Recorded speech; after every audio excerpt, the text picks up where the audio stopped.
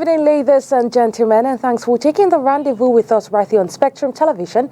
It is the APM Bilingual Newscast. Making news tonight, Central African Aviation Safety Supervision Agency holds a 6th ordinary session of Committee of Ministers, where the key focus signing of partnership convention with Cameroon Civil Aviation Authority, an initiative which aims to strengthen regional aviation safety standards. We get more details of this story in tonight's edition of the APM Bilingual Newscast.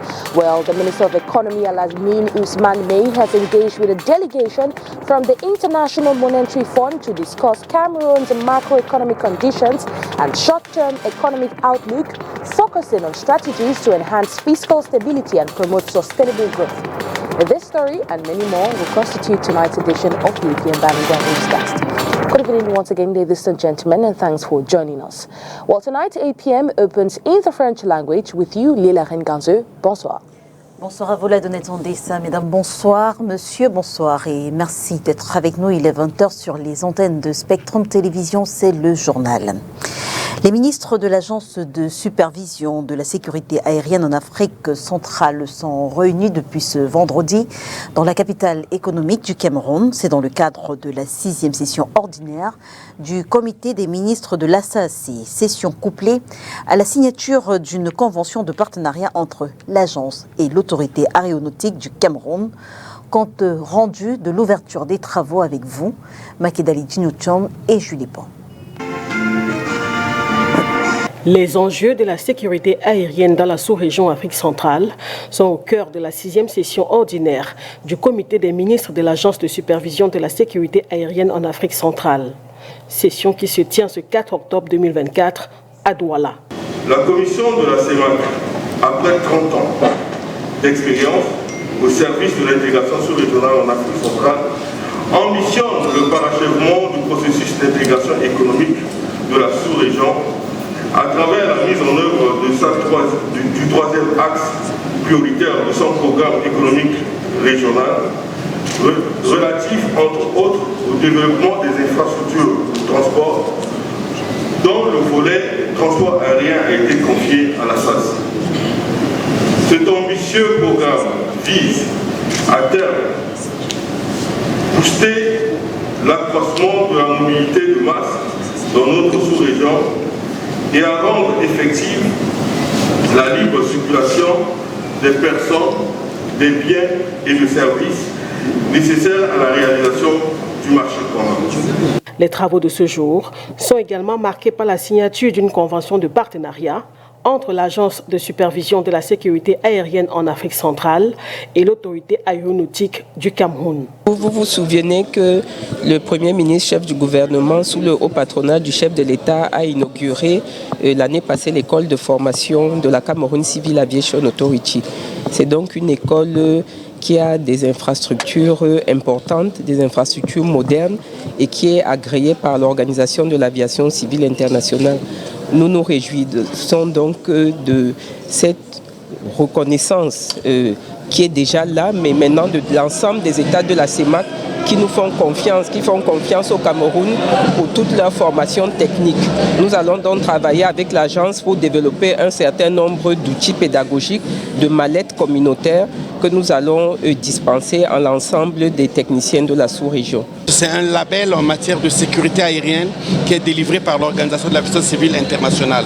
Et de ce fait, la CEMAC et la SAC a signé donc avec la civile, avec la CCA, cette convention de partenariat pour promouvoir la formation des personnels techniques de la communauté à travers cette école. Les ministres de l'Agence de supervision de la sécurité aérienne en Afrique centrale ont, entre autres, examiné le projet de budget qui sera bientôt soumis au Conseil des ministres de l'Union économique de l'Afrique centrale. Et sur les avancées déjà enregistrées au niveau de l'Agence de supervision de la sécurité aérienne en Afrique centrale, je vous propose d'écouter Herbert Njono Ahaba. Il est le président en exercice de cette agence. Il s'exprime au micro de Makedali Djinouchom et Julie Pont. Lorsque vous parlez des avancées, oui, il y a des avancées, parce que lors de la dernière session, nous avons adopté des règlements communautaires. Donc aujourd'hui, nous sommes à la phase transitionnelle et je pense que d'ici 2025, tous les États membres de la CEMAC vont passer à l'application du règlement communautaire. Nous avons aussi le volet financement de ASA-AC, où nous avons adopté des règlements, des redevances spécifiques pour appuyer ASA-AC dans le cadre de la formation des inspecteurs et autres missions prioritaires. À ce jour, je pense que ces redevances spécifiques sont opérationnelles dans 4 pays déjà. Il reste 2 pays où nous sommes en train de travailler pour la mise en œuvre de la collecte de ces redevances spécifiques. Et nous considérons tout ça comme des avancées significatives. National Monetary Fund delegation led by Semil Sankake is currently in Cameroon to assess a third review of the country's economic and financial program under the extended credit facility. Over several days, the team has engaged with key government officials, including Minister of Economy Alamine Ousmane May.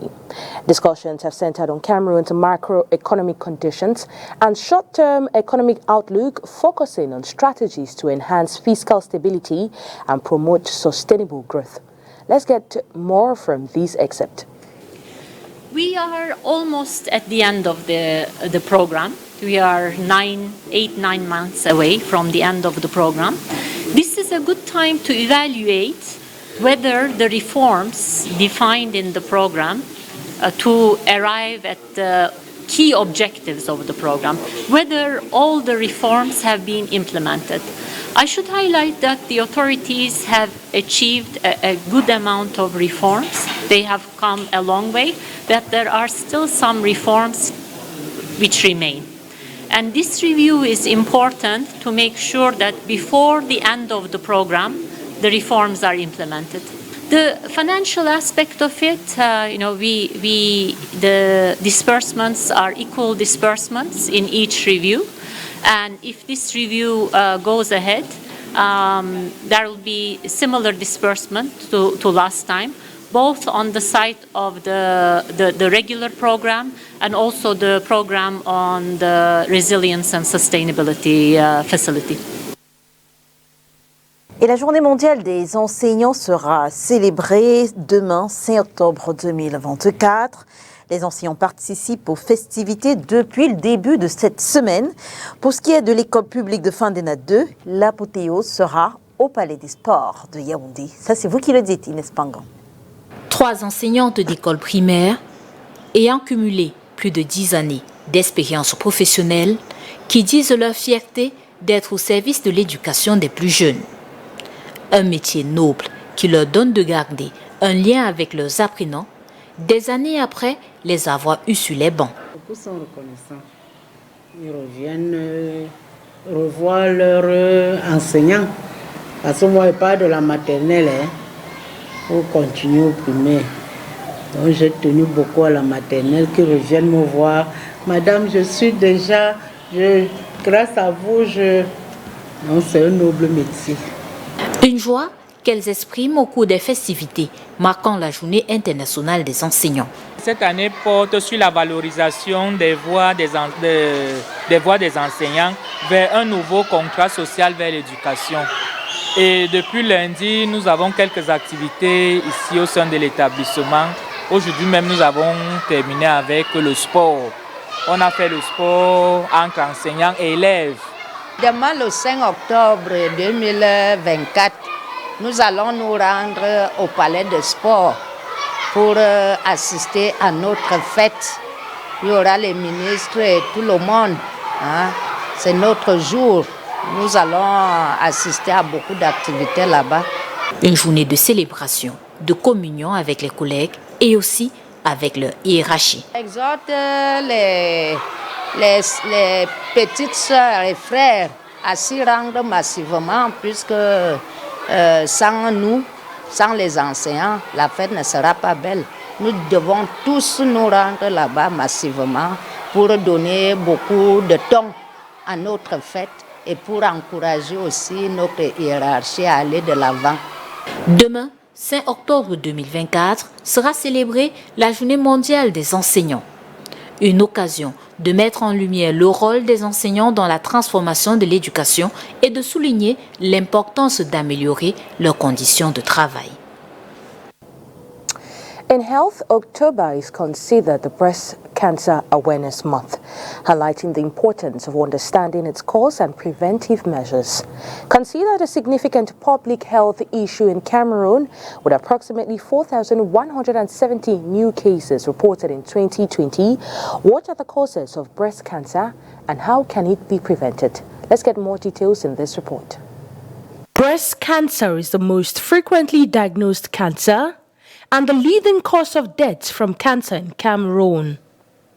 According to statistics from the Global Cancer Observatory, over 2,108 deaths were recorded in 2020 from this pathology. Cancer is this abnormal proliferation of cells, as the cells grow when they're not supposed to, and you will find that inside the breast. Breast cancer is something that's a disorder that is caused by high exposure to certain types of hormones. These are linked to certain risk factors. The causes are linked to several risk factors. The risk factors could be things that are modifiable or that you cannot modify. Those that you cannot modify will be age and linked to genetic disorders in family. And then the ones that you can modify will be linked to improper feeding, that is, you have a diet that is not balanced, not doing enough exercise, obesity, having the first child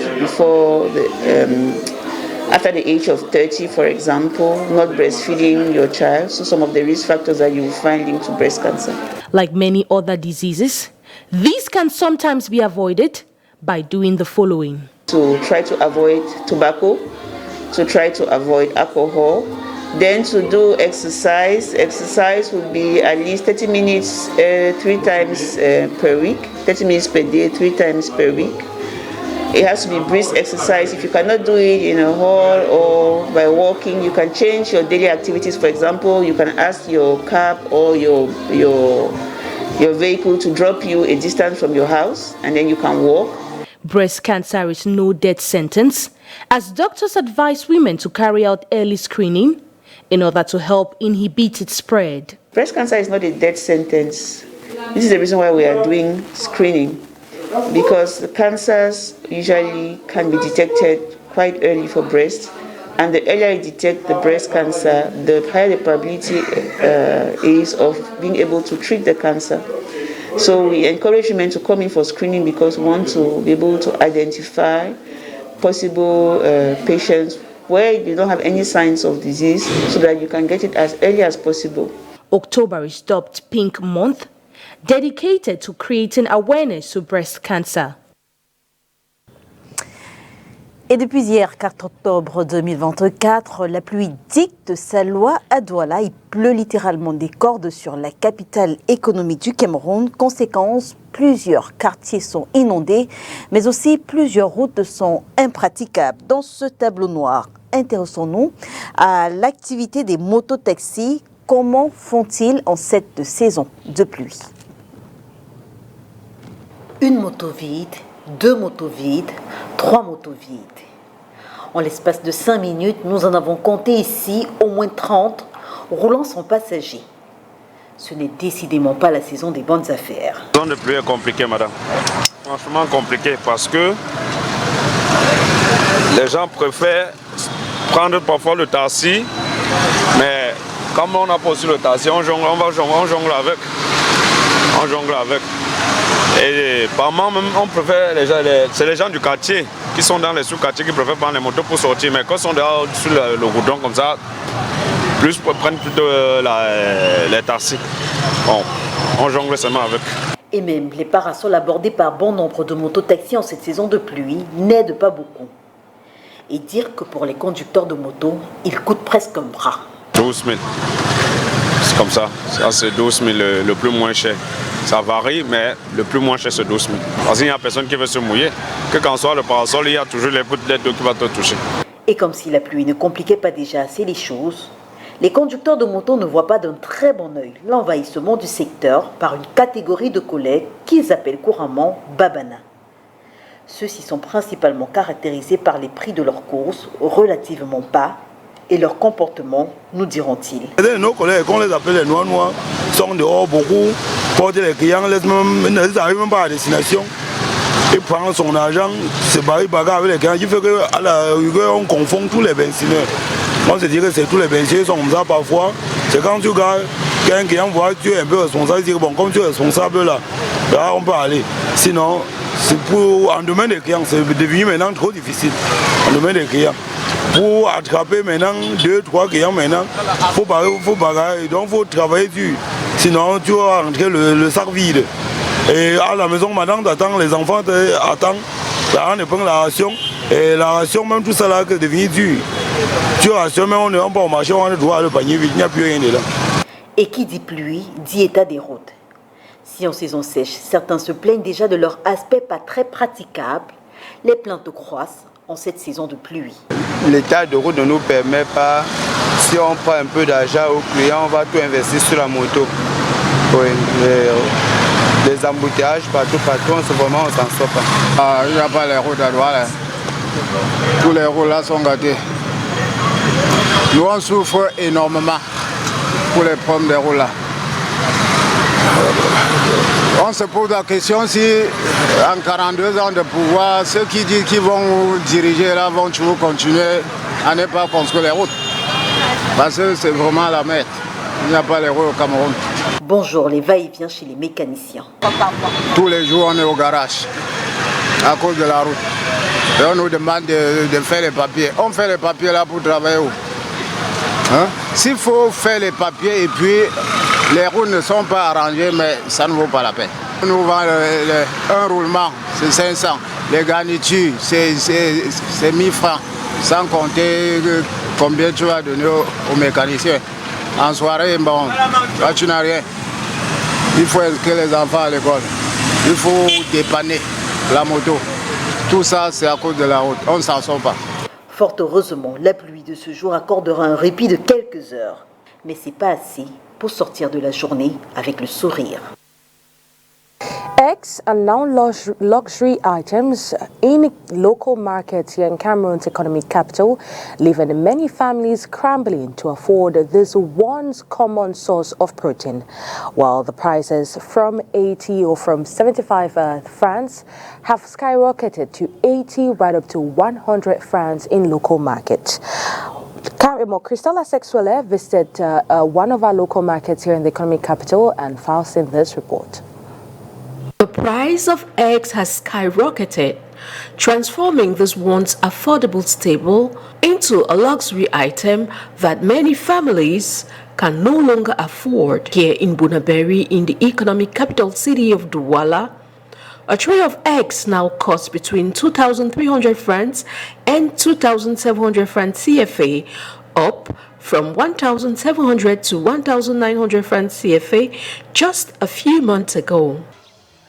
A tray of egg now costs between 2,300 francs and even up to 2,700 francs or more. And this increase, when we asked our suppliers, they attributed to the shortage of chicks and rising feed prices. However, egg retailers have attributed this dramatic increase to a severe shortage of chicks and rising feed prices driven by global inflation and the fallout from the Ukraine war. As inflation continues to strain household budgets, many families grapple with the soaring costs and are forced to view eggs as a rare delicacy rather than an everyday food source. Nonetheless, local traders warn that without intervention, this crisis could deepen, forcing more households into food insecurity as they struggle to adapt to these new economic realities. We'll take you out of the country. Tunisia holds presidential elections Sunday that seems certain to give incumbent Kais Saied another term in office.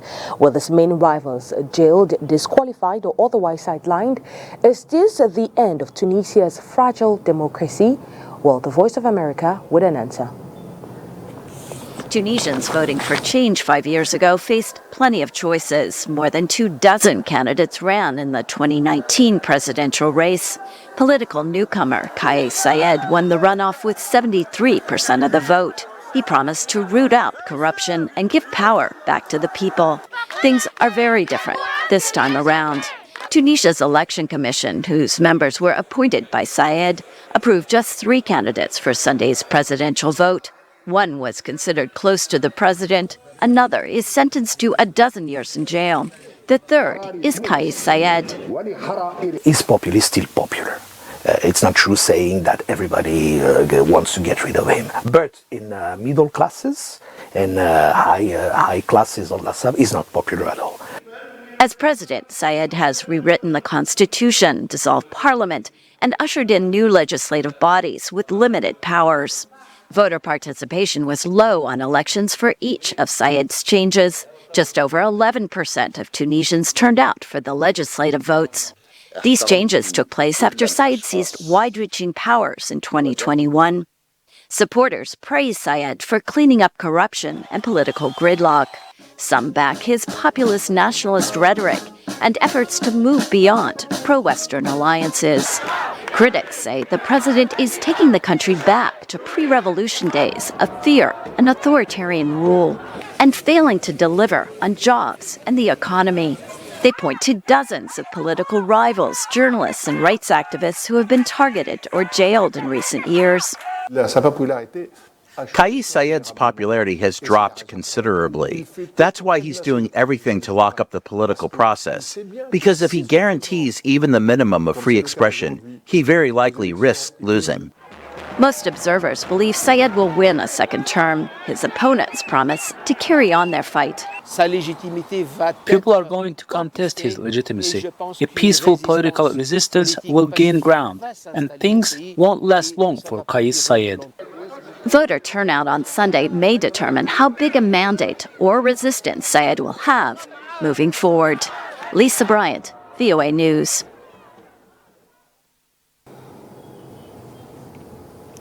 Restons avec VOA pour faire le round-up de l'actualité africaine. Les États-Unis annoncent leur soutien à la transition politique au Gabon où les militaires ont pris le pouvoir dans un coup d'État en 2023. Un référendum sur la nouvelle constitution est prévu d'ici la fin de l'année. Washington plaide aussi pour une coopération accrue en matière de défense dans un contexte régional tendu. La Tunisie élit son président dimanche alors que les principaux opposants du sortant Kais Saied sont en prison. Si un candidat obtient plus de 50% des voix, il sera élu président, sinon il y aura un second tour. Le résultat n'est pas attendu avant le 9 octobre. Au Soudan, les combats s'intensifient avec la fin des pluies saisonnières. Les forces paramilitaires du RSF ont eu les déçus pendant la majeure partie du conflit. Mais la semaine dernière, l'armée, après avoir boudé les pourparlers menés par les États-Unis en Suisse, a lancé sa plus grande offensive à ce jour dans la capitale Khartoum, avançant sur un pont clé sur le Nil. Un tribunal sud-africain a prononcé jeudi 42 peines de prison à vie à l'encontre d'un homme reconnu coupable de 90 viols. Kosinati Mpakati a également été reconnu coupable d'avoir forcé sous la contrainte aux 4 autres personnes à violer, d'avoir contraint à 3 reprises un enfant à assister à un acte sexuel, de 43 enlèvements, de 2 agressions et de 4 vols. Et cette brève en sport pour terminer, la Fédération camerounaise de football informe l'opinion publique de ce que l'entraîneur sélectionneur des Lions Indomptables donnerait une conférence de presse au siège de la FECAFOOT le samedi 5 octobre 2024 à 11h. À cette occasion, Marc Brice dévoilera la liste des joueurs sélectionnés pour les rencontres Cameroun-Kenya et Kenya-Cameroun prévues respectivement les 11 et 14 octobre à Yaoundé et Kampala. Bien entendu, la presse est conviée à cette conférence de presse. Rideau sur le 20h, mesdames et messieurs, merci de nous avoir suivis. On se retrouve dès demain 20h sur les antennes de Spectrum Télévision. Si, bien sûr, Dieu le veut, bonsoir. Bonsoir à vous, la Donnette Ondissa. Good night to you, Leila Renganzo, and good night to every viewer of Spectrum Television.